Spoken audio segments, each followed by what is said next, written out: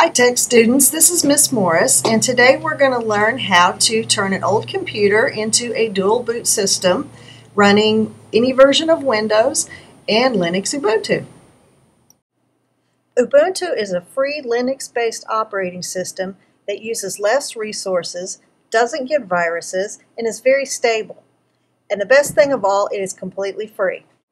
First, back up all your documents and check your requirements. You will need 256 megabytes of RAM and 4 gigabytes of hard drive space.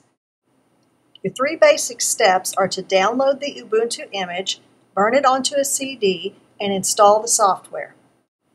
When you burn the image to a CD, you have to be sure that you burn an ISO image and not make a regular data disk. Next, you have to make sure your computer will boot from the CD drive instead of the hard drive. Usually you can do this by pressing a function key on your keyboard or some other combination when you first turn on your computer. Set the first drive to be the CD-ROM drive.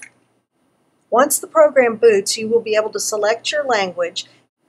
Here we're going to pick the second selection, Install Ubuntu.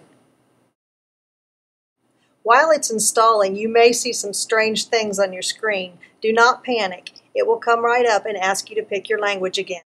Pick your language, time zone, and keyboard layout. Then pick to install Ubuntu alongside Windows. A partition manager will come up and ask you how much of each part of the disk you want to allot to either Windows or Ubuntu.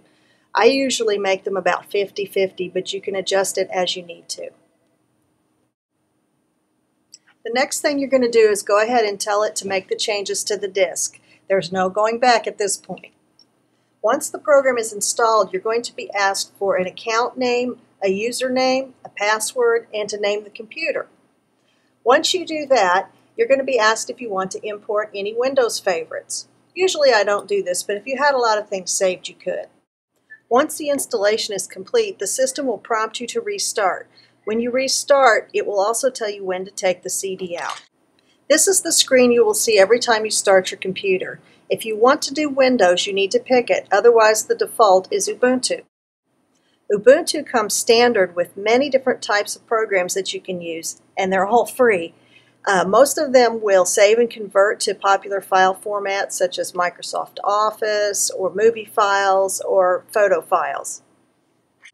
The Ubuntu Software Center will help you find even more free programs that you can download and install easily. Hi, installing Ubuntu as a dual boot system is a great way to recycle an old computer. But you've also got Windows available to go back to at any time when you need it. Thank you, and I hope you enjoyed this tutorial.